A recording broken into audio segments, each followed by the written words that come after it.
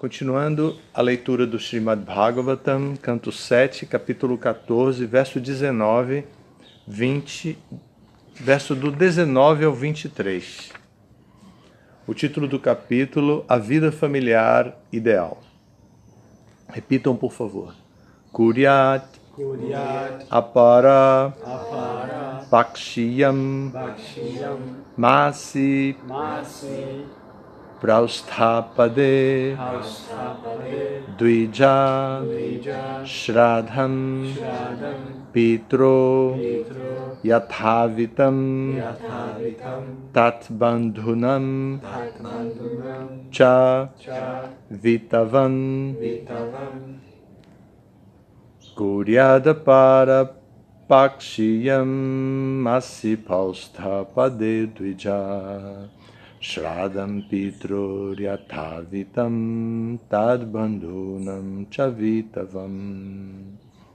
Kuryat devem se executar Apara Pakshiyam durante a quinzena da lua nova, Masi no mês de Ashvina, outubro-novembro, Prausthapade no mês de Bhadra, agosto-setembro, Dvija, duas vezes nascido, Shradham, oblações, Pitro, aos antepassados, Yathavitam, de acordo com o nível de renda da pessoa, Tatbandhunam Cha, bem como aos parentes dos antepassados, Vitavan, uma pessoa que é suficientemente rica. A tradução desse verso é a seguinte: um brahmana suficientemente rico deve apresentar oblações aos antepassados durante a quinzena da lua nova, na última parte do mês de Bhadra. Igualmente, deve apresentar oblações aos parentes dos antepassados durante as cerimônias Mahalaya, no mês de Ashvina. Tem um asterisco para Ashvina, que diz assim: os festivais Mahalaya são realizados no 15º dia da quinzena da lua nova do mês de Ashvina e assinala o último dia do ano lunar védico. Vamos repetir, por favor? Um brahmana suficientemente rico deve apresentar oblações aos antepassados durante a quinzena da lua nova, na última parte do mês de Bhadra. Igualmente, deve apresentar oblações aos parentes dos antepassados durante as cerimônias Mahalaya, no mês de Ashvina.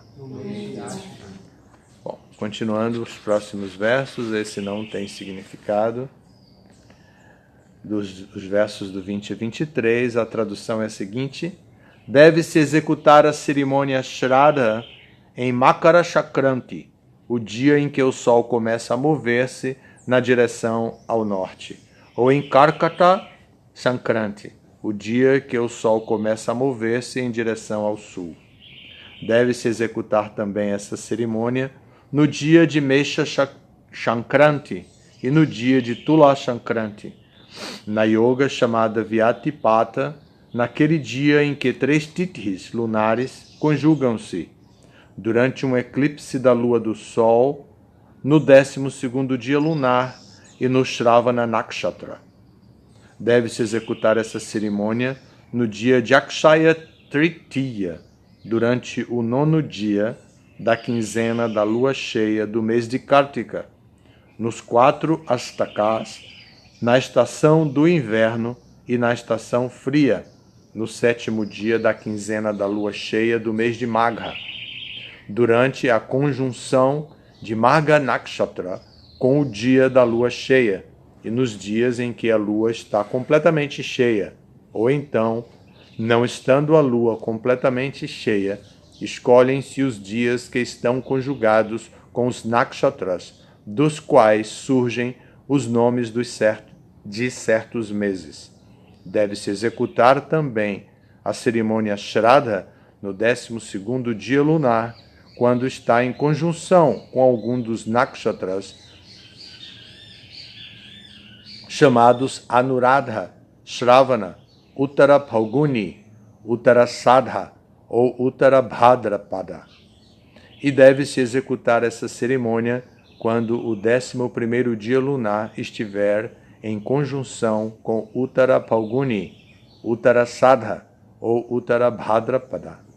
Enfim, deve-se executar essa cerimônia nos dias que estão conjugados com a estrela do nascimento da própria pessoa, Janma Nakshatra, ou com Shravana Nakshatra. Vamos direto ao significado, por sua divina graça, Srila Prabhupada. A palavra Ayana significa caminho ou ida. Os 6 meses em que o Sol move-se para o norte chama-se Uttarayana, ou caminho setentrional. E os 6 meses em que ele se move para o sul chamam-se Dakshinayana, ou o caminho meridional. Eles são mencionados no Bhagavad Gita, capítulo 8, dos versos 24 e 25. O primeiro dia em que o Sol começa a mover-se para o norte e a entrar no signo zodiacal de Capricórnio chama-se Makara Sankranti. E o primeiro dia em que o Sol começa a mover-se para o sul e a entrar no signo de Câncer chama-se Karkata Sankranti. Nesses 2 dias do ano, deve-se realizar a cerimônia Shraddha. Vishuva ou Vishuva Sankranti significa Mesha Sankranti, ou o dia em que o Sol entra no signo de Áries. Tula Sankranti é o dia que o Sol entra no signo de Libra. Ambos esses dias ocorrem somente uma vez por ano. A palavra yoga refere-se a uma certa relação entre o Sol e a Lua durante seu movimento no céu. Existem 27 diferentes graus de yoga, dos quais o 17º chama-se Vyatipata. No dia em que isso ocorre, deve-se realizar a cerimônia Shraddha, ou Tithi.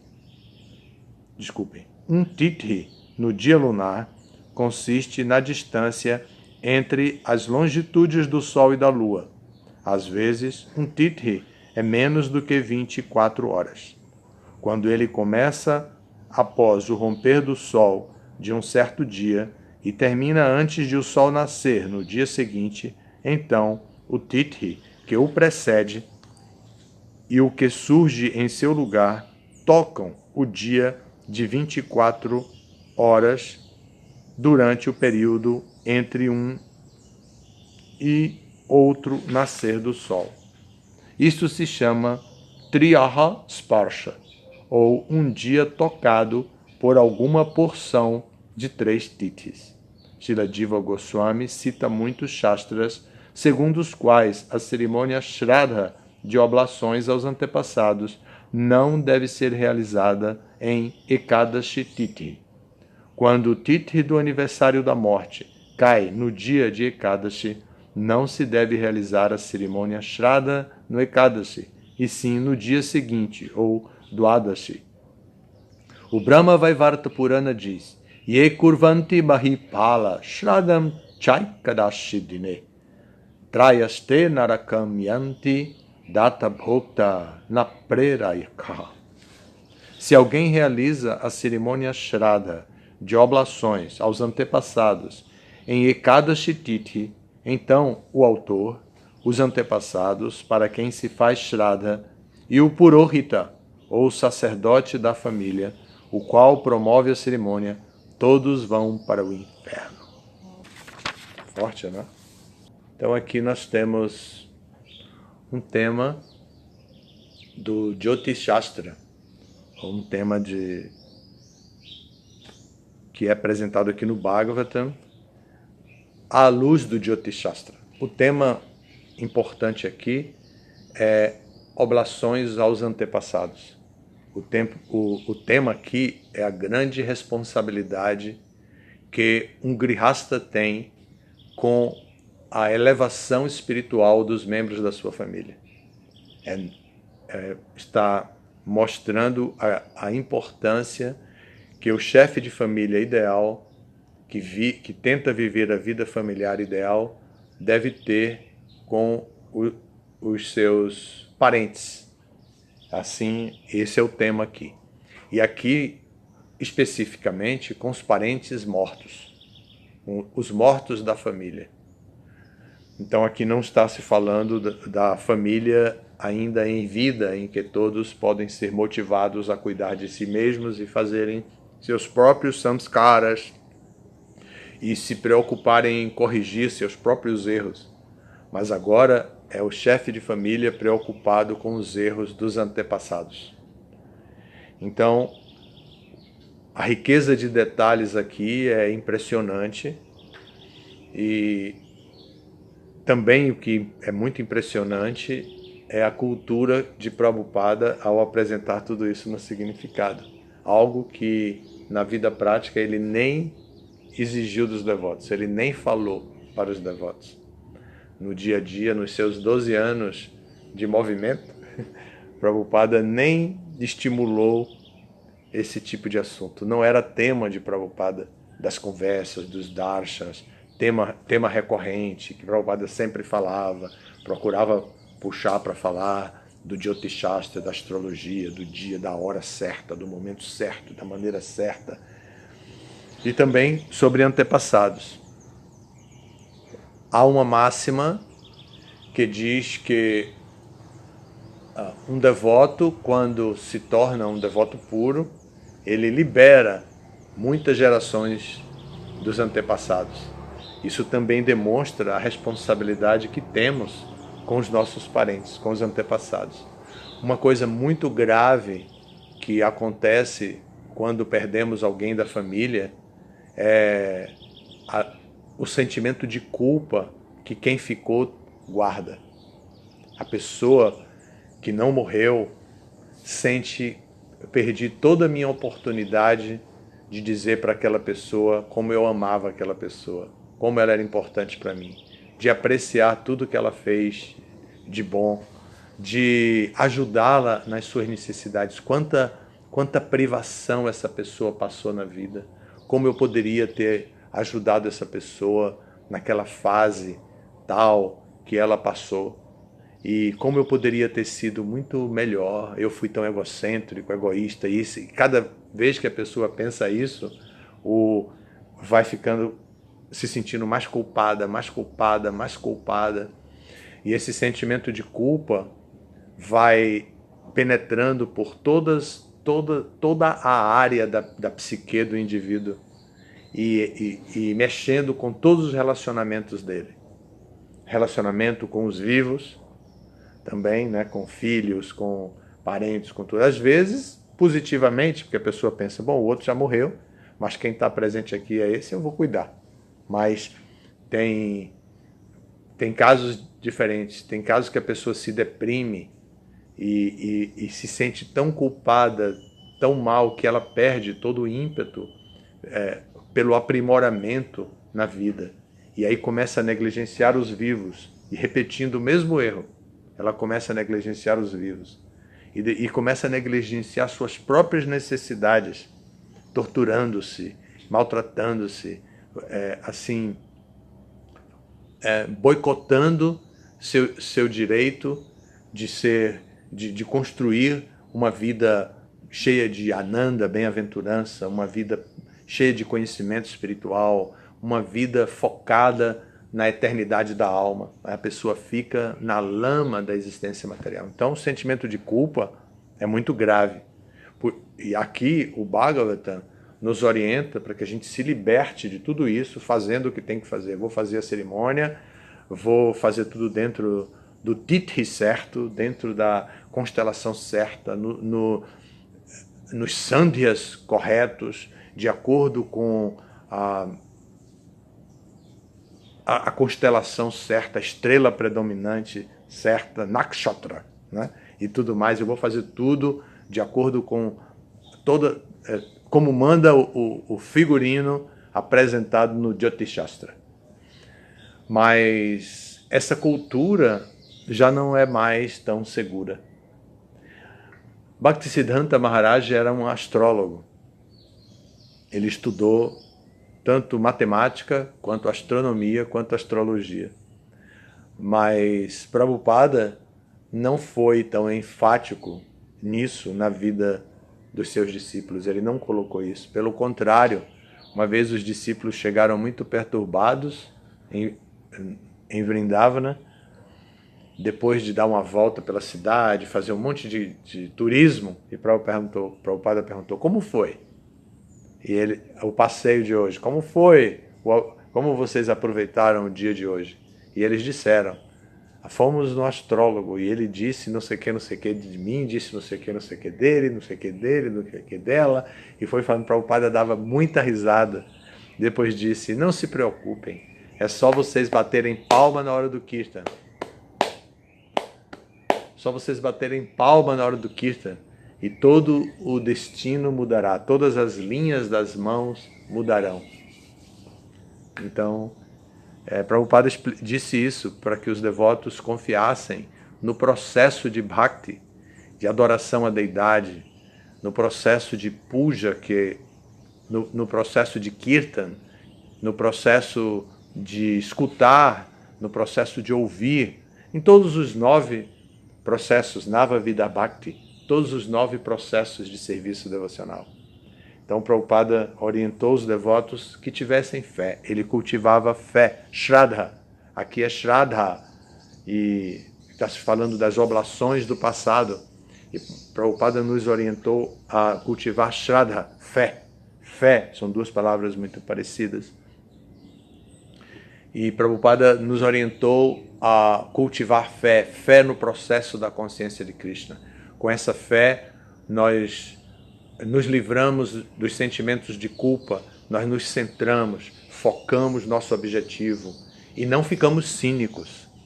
Porque às vezes nós também ficamos muito cínicos diante da realidade. Eu não consigo fazer isso, então vai ser de qualquer jeito, vai ser como der para fazer, porque é assim que eu posso. A pessoa fica cínico, negligente com o processo da consciência de Krishna.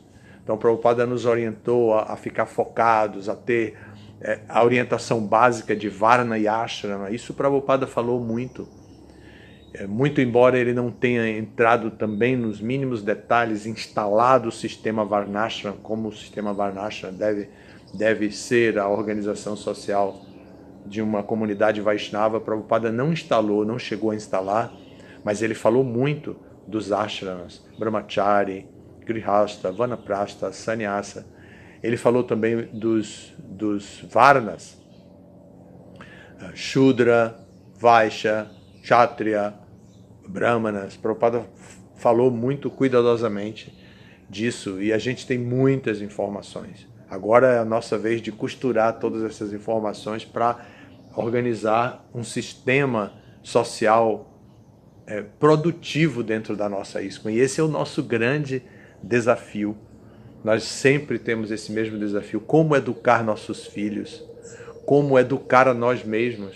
Em que plataforma de ação nós vamos nos estabelecer? Quais são as nossas metas de acordo com o Varna? Quais são as nossas metas de acordo com o Ashram? Agora eu estou como Brahmachari. Como estabelecer a vida de Brahmachari? E a gente sempre passa por diferentes grupos da ISKCON e vê, aqui os Brahmacharis são mais estritos neste campo. Aqui os Brahmacharis são mais estritos neste outro campo da vida de Brahmachari. Aqui os Brahmacharis são mais estritos neste outro campo da vida de Brahmachari. Mas a gente ainda não encontra, assim, digamos, a educação perfeita para Brahmacharis em todos os lugares ao mesmo tempo. Nós estamos todos tentando fazer o melhor. Da mesma forma os grihastas. Como viver uma vida de um grihasta responsável, missionário, que tem igual dedicação para com sua família e para com a família de Prabhupada, que não está limitado aos mitos, nem ao gozo dos sentidos. Então o desafio é muito grande. Não temos exemplos perfeitos para seguir. Esse é o grande desafio da nossa sociedade ISKCON, é a falta de exemplos perfeitos. E assim a gente quebra a cabeça de um lado, quebra do outro. Precisa muita maturidade para não fazer julgamentos das pessoas, porque por falta de exemplo, a tendência é que a gente se oriente um pouquinho e de acordo com aquela orientação a gente já julga os outros. Isso é muito perigoso. Então, como a gente não tem exemplos perfeitos de homens, de mulheres, de grihastas, de brahmacharis, de sannyasis, de vanaprastas, a gente tem que ser muito maduro para fazer um equilíbrio e ir estudando os livros de Prabhupada, nos localizando dentro dos critérios dados por Prabhupada com muita paciência, muita tolerância, muita misericórdia, compaixão para com todas as entidades vivas, para com as pessoas em geral. Caso contrário, realmente a gente se perde. Imagine nesses textos, 4 textos que lemos hoje, a riqueza de detalhes. Imagine procurar agora. E sempre é muito interessante, porque mesmo com todas essas riquezas de detalhes, sempre tem alguém que entende, ele pensa que entende todos esses detalhes e que ele se tornou o astrólogo perfeito para poder apresentar tudo isso. Aí ele começa a tentar orientar. Aí uma pessoa se dá bem e fala do outro. Aí daqui a pouco cria um mito em torno daquela pessoa. E às vezes até o próprio autor, o próprio astrólogo diz: não, gente, eu estou apenas estudando. Eu não... E a outra pessoa diz: não, ele é muito bom, é a humildade dele. E aí vão os mitos se desenvolvendo e nós estamos numa fase de desenvolvimento social no nosso movimento que requer muita maturidade e requer valores humanos. Nós precisamos muito estar atentos para os valores, para trocar as nossas metas, trocar ou melhor, para satisfazer as nossas necessidades, os nossos interesses, as nossas prioridades, sempre baseado em valores humanos muito elevados. Porque se nós não nos preocupamos com os valores humanos, e nós podemos nos perder nessas diferentes correntezas de rio, nessas diferentes correntezas dentro de um oceano de conhecimento e ignorância misturados. Isso é Kali Yuga. Um oceano de conhecimento e ignorância misturados, cheio de correntezas, que nos puxam para um lado, nos levam assim quilômetros de distância, depois nos puxam para o outro lado. Quem já viu alguém se afogar no oceano, sabe como é. O sujeito cai numa correnteza e é levado. E ele tenta, e quem está na areia fica olhando e vê só a cabecinha dele se distanciando. E chama um monte de pessoas para ajudar, o que for, e a pessoa vai se distanciando. É muito triste ver isso. E de ver a pessoa levanta o braço, depois para de levantar o braço e a cabeça afunda, e depois levanta, afunda, levanta mais demoradamente e depois afunda de uma vez. É muito triste ver tudo isso sem poder fazer nada. Então, mais ou menos a nossa condição dentro deste oceano cheio de diferentes correntezas, o oceano da Era de Kali, cheio de diferentes correntezas, é mais ou menos essa. Então, nós vemos Kali Yuga, todo o conhecimento associado tão intimamente com a ignorância, dos nossos sentidos tão proeminentes e também tanto interesse por nosso mestre espiritual, tanto desejo de estar com Prabhupada, de compreender Prabhupada profundamente, de compreender a missão de Prabhupada, mas ao mesmo tempo os chamamentos do nosso corpo material, que a gente para observar o corpo e diz: será que eu sou isso mesmo? Meu Deus, o que é isso? Como esse corpo funciona? Como ele sai olhando? Como ele sai atraído pelos diferentes aromas, associando os diferentes aromas às suas memórias olfativas que ele teve no passado, e sons também que levam para memórias auditivas, né? Que ele no passado aquele som recorda tal coisa, e a pessoa fica presa nas suas próprias experiências sensoriais. É muito dramático. A vida nesse mundo é muito dramática mesmo. Então, aqui se orienta a que a pessoa utilize dos recursos financeiros que dispõe para Jagya, sacrifício. Podem observar, o verso 19 começa dizendo: um brahmana suficientemente rico deve apresentar oblações aos antepassados. Aí depois vem os complementos, durante a quinzena da lua nova, etc. Mas ele deve apresentar oblações aos seus antepassados. Então, o que isso quer dizer? Isso quer dizer, para uma sociedade capitalista como nós estamos, que o salário que nós ganhamos deve ter uma cota destinada à purificação dos nossos antepassados. Aí fazemos sacrifícios, oblações, como por exemplo, um sacrifício muito simples. Vamos distribuir alimentos com os brahmanas. A gente não tem o mesmo valor de distribuir alimentos com os brahmanas, de alimentos com as pessoas carentes de alimentos, né? Pessoas pobres, necessitadas, não tem o mesmo valor. Quando se distribui alimentos com os brahmanas, a pessoa que distribui se beneficia mais do que quando ela distribui para as pessoas carentes. Isso para nós é quase incompreensível, não é? Porque às vezes um brahmana não necessita e recebe um alimento, e às vezes um pobre está passando fome, tem uma criança passando fome, uma mulher passando fome, um homem passando fome.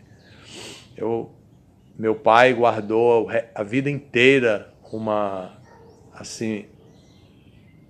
dor no coração dele, um sentimento de culpa terrível. E aí, a minha irmã mais velha me contou, depois que ele faleceu, a minha irmã mais velha me contou, disse que uma vez ele contou para ela, bem emocionado, ele era assim, o inspetor de câmbio de um banco, ele trabalhava no departamento de câmbio e viajava muito, viajava regularmente. E uma vez ele estava hospedado num hotel, um hotel muito bom, o melhor hotel da cidade, como o banco oferecia para os seus funcionários graduados. Então ele estava hospedado num hotel assim, e quando ele saiu, ele viu um homem relativamente forte, ele descreveu para minha irmã. E o homem disse: me dá um dinheiro, estou com fome. Então isso estamos falando dos anos 60, então do século passado, né? Então ele disse que ele ficou irritado e falou para o cara vá trabalhar, uma coisa assim. E então, no dia seguinte, ele viu uma reportagem no jornal mostrando o levantamento cadavérico de uma pessoa morta na esquina do hotel dele. E era o homem que tinha pedido a ele, dizendo que estava com fome. E ele contou que ele reconheceu o homem e que tinha um laudo técnico dizendo que realmente aquele homem morreu de fome. Então isso é Recife, né? Então, Nordeste do Brasil nos anos 60, muita pobreza, muita mendicância nas ruas. Era uma situação muito triste do país. Ainda é, mas naquela época as pessoas eram mais corajosas para pedir esmolas do que para roubar. E era também, as pessoas contavam com a caridade, que é uma das 3 atividades principais da Igreja Católica. Naquela época a Igreja Católica predominava, e as três atividades principais da Igreja Católica é fé, esperança e caridade. Então as pessoas contavam com a caridade. Então esse homem morreu e meu pai ficou transtornado por causa disso, porque ele não tinha dado o dinheiro que a pessoa pediu. E ele se sentiu muito mal, ele guardou isso a vida inteira. Ele morreu agora, no ano, há alguns anos atrás, 5 anos atrás, já com 93 anos. Nessa época ele tinha 40 e poucos. Então ele guardou isso como sentimento de culpa por não ter dado caridade a essa pessoa. E minha irmã explicou muito para ele sobre a culpa e também explicou sobre a caridade, porque ele era uma pessoa caridosa, uma pessoa muito bondosa, não era uma pessoa mesquinha. Então minha irmã explicou a caridade para ele, tentando aliviar, mas disse que sentiu que mesmo ela tendo explicado, ele não ficou convencido do erro que ele cometeu, de não ter dado. Ele considerou um erro não ter dado dinheiro e ainda ter dito para o cara trabalhar, como se tivesse emprego disponível, né? E às vezes a gente fala isso, mas imagine, como se tivesse emprego disponível para qualquer um que queira trabalhar. Não é assim a sociedade. Então, mas aqui está se falando de que nós devemos ter muita preocupação com os nossos compromissos familiares. Aqui fala da vida familiar ideal. A caridade é parte da vida familiar. Ela deve dar caridade, deve se preocupar com o benefício das outras pessoas. E isso é para amenizar a tendência de gozo dos sentidos que a pessoa tem quando está na vida familiar.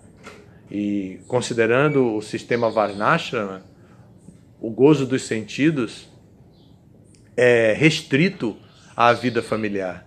O gozo dos sentidos não está aberto, liberado, autorizado para solteiros, para velhos, como a gente vê na sociedade ocidental de hoje em dia.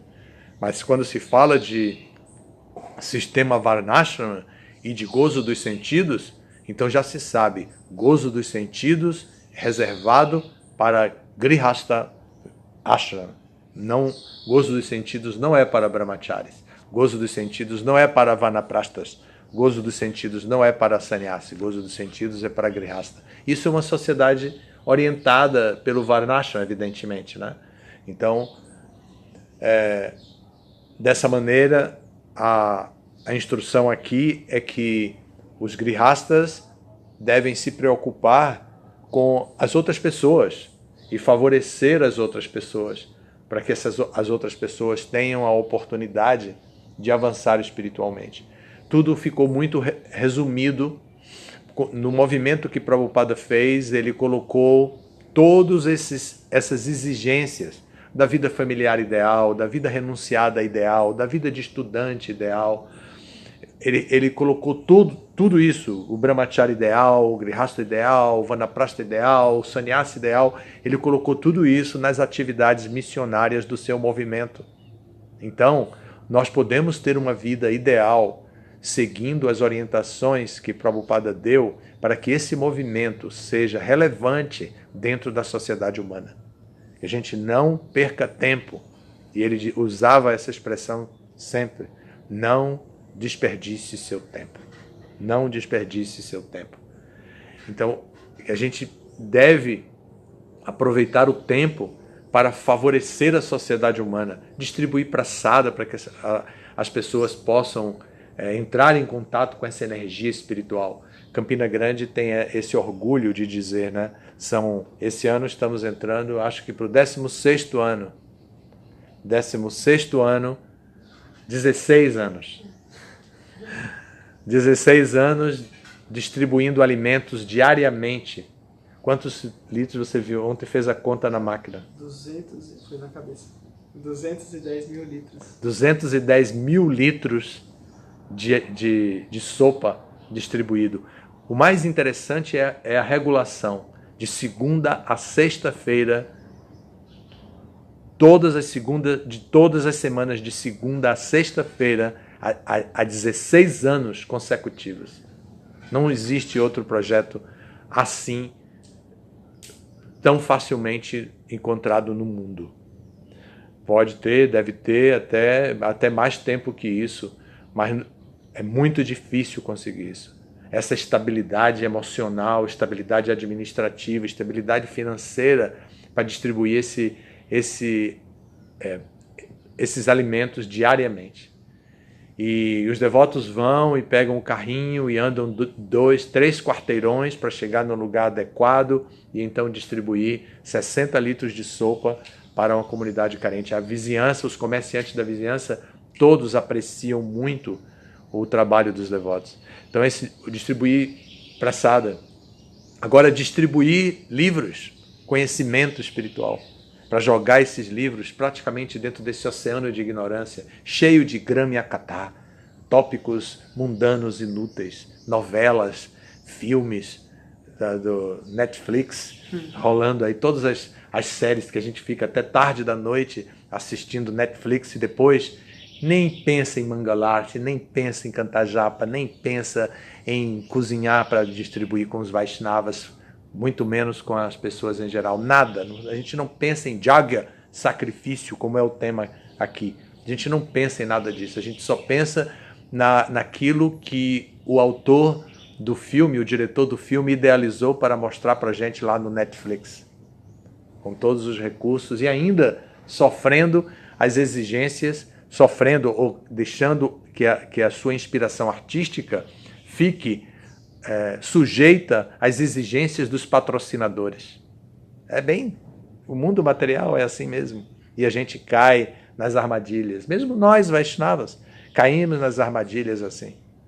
Então, é tenebroso pensar que existe, que o Bhagavatam descreve a vida familiar ideal e que nós recebemos informações da vida familiar ideal dentro desse mundo como ele é, esse mundo pragmático, capitalista, esse sistema assim, tão violento como ele é, né? É bem tenebroso pensar assim, o risco que nós corremos. Bem, o tema aqui é esse, é um tema difícil porque tem muitas informações técnicas, mas todas essas informações técnicas que estão aqui estão disponíveis para quem quiser estudar, mas todas elas se resumem na compreensão de que isso é védico e vem do Jyotish Shastra e que o tema de oblações aos antepassados deve ser observado e que, além de ser observado, deve estar atualizado pelas informações de Prabhupada. Nós não precisamos ir além de Prabhupada dentro da corrente de sucessão discipular para poder satisfazer essa necessidade específica de oblações aos antepassados para tornar a nossa vida familiar ideal.